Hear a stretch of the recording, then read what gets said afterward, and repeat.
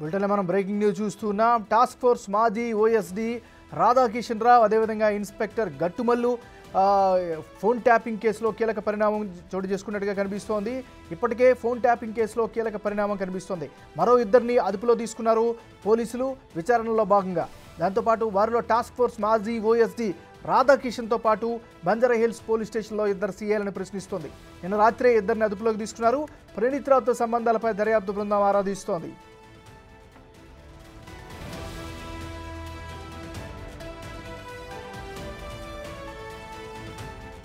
బులెటిన్లో మనం breaking news చూస్తున్నాం. ఫోన్ ట్యాపింగ్ కేసులో కీలక పరిణామం జరిగింది. మరో ఇద్దరు పోలీసులను విచారణ బృందం అదుపులోకి తీసుకుంది.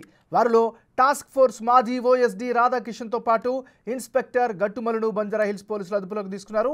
వారిద్దరిని పోలీస్ స్టేషన్లో విచారణ కొనసాగిస్తున్నట్టు తెలుస్తోంది. ఇదే అంశానికి సంబంధించి మరింత పూర్తిస్థాయి అప్డేట్స్ అందించేందుకు మా డిప్యూటీ బ్యూరో చీఫ్ నగేష్ లైవ్లో సిద్ధంగా ఉన్నారు. నగేష్, చెప్పండి, మీ దగ్గర అప్డేట్స్ ఏంటి? విచారణని ఏ విధంగా అర్థం చేసుకోవాలి? ఇప్పటికే కీలకమైనటువంటి వ్యక్తులను అరెస్ట్ చేస్తూ వస్తున్నారు. ఖచ్చితంగా, ఎందుకంటే కీలక పరిణామం. రాధాకిషన్ రావు అనే వ్యక్తి పోలీస్ శాఖలోనే అత్యంత బలవంతుడు. పోలీస్ శాఖనే తన గుప్పిట్లో పెట్టుకొని నడిపించిన వ్యక్తి రాధాకిషన్ రావు. ఈనాటి వ్యక్తి కాదు, ఎందుకంటే గత 20 సంవత్సరాలుగా పోలీస్ శాఖని ఏలుతున్నాడు. అతనికి అడ్డు అదుపులేని ఎవరైతే అడ్డుగా ఉన్న వ్యక్తులందరినీ తొలగించాడు. చాలా విషయాలు కూడా అతని పైన ఆరోపణలు ఉన్నాయి. రాధాకిషన్ రావు రీసెంట్గా గత ప్రభుత్వంలో టాస్క్ ఫోర్స్ ఓఎస్డీగా పనిచేశారు. తను రిటైర్మెంట్ అయిన తర్వాత 2 ఏళ్ల పదవి కాలాన్ని గత తెలంగాణ ప్రభుత్వం కొనసాగించి 2 ఏళ్ల పాటు ఓఎస్డీగా నియమిస్తూ నిర్ణయం తీసుకుంది. ఆఫీసర్ ఆన్ స్పెషల్ డ్యూటీ కింద కూడా ఎవరిని నియమించకూడదు. కానీ టాస్క్ ఫోర్స్ లాంటి కీలకమైన పోస్టింగ్లో రాధాకిషన్ రావుని నియమిస్తూ ట్యాపింగ్కి లింక్ పెట్టారు. ప్రభాకర్ రావు అనుచరుడిగా పేరు పొందాడు రాధాకిషన్ రావు. ప్రభాకర్ రావు ఏది చెప్తే అది చేసేందుకే రాధాకిషన్ రావుని టాస్క్ ఫోర్స్ ఓఎస్డీగా నియమించారు. ఫోన్ ట్యాపింగ్ చేయాలంటే ఒక కీలక దర్యాప్తు సంస్థ తమ అదుపులో ఉండాలని చెప్పి గత ప్రభుత్వంలో ఎస్ఐబి ఓఎస్డీగా ఉన్న ప్రభాకర్ రావు భావించారు. అందులో భాగంగానే రాధాకిషన్ రావుని టాస్క్ ఫోర్స్ ఓఎస్డీగా నియమిస్తూ ప్రభుత్వం తీసుకున్న నిర్ణయం ప్రకారము ప్రతిపక్ష నేతల ఇళ్లలో ట్యాప్ చేయడం కోసము రాధాకిషన్ రావు కీలకంగా పనిచేశాడని చెప్పచ్చు. టాస్క్ ఫోర్సు బృందంలో ఉన్న మరొక సిఐ గట్టుమల్లు గత ప్రభుత్వంలో వెస్ట్ జోన్ సిఐగా పనిచేశారు. వెస్ట్ జోన్ సిఐ టాస్క్ ఫోర్స్గా పనిచేశారు. వెస్ట్ జోన్లోనే వివిఐపీలు కాంగ్రెస్ ప్రభుత్వంలో ఉన్న కాంగ్రెస్ పార్టీకి చెందిన రేవంత్ రెడ్డి ఇల్లు కూడా వెస్ట్ జోన్లోనే ఉంది.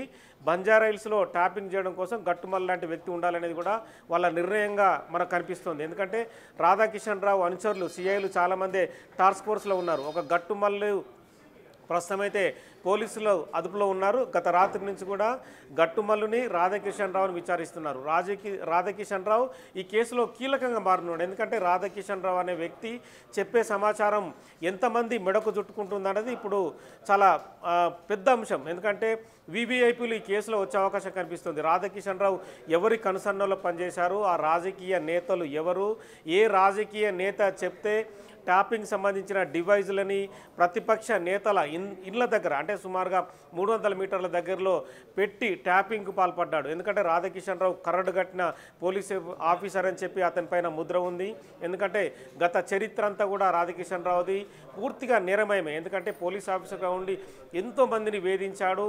ఒక దొంగల ముఠాను ఏర్పాటు చేసుకొని దోచుకున్న సొత్తుని సగం పంచుకున్న వ్యక్తి రాధాకిషన్ రావు. మల్కజ్గిరి ఏసీపీగా ఉన్నప్పుడు గతంలో 10 ఏళ్ల కింద జరిగిన సంఘటనలో కాంగ్రెస్ పార్టీ సీనియర్ నేత వైఎస్ఆర్ అనే పేరున్న వ్యక్తి ఆత్మహత్యకు కూడా అతను పురుగొల్పిన పరిస్థితి. సో అలాంటి కేసులో తన కేసునే తను మాఫీ చేసుకున్న రాధాకిషన్ రావుని కీలకమైన టాస్క్ ఫోర్స్లో నియమించి గత ప్రభుత్వము పెద్ద ఎత్తున ట్యాపింగ్కు పాల్పడిన ఆరోపణలు. ప్రణీత్ రావు రాధాకిషన్ రావు పేరుని స్పష్టంగా చెప్పడం, ఎందుకంటే రాధాకిషన్ రావు లాంటి వ్యక్తి మనకు అండదండలు ఉన్నది కాబట్టి మనం ఏం చేసినా చెల్లుతుందనేది వాళ్ళ ఉద్దేశం.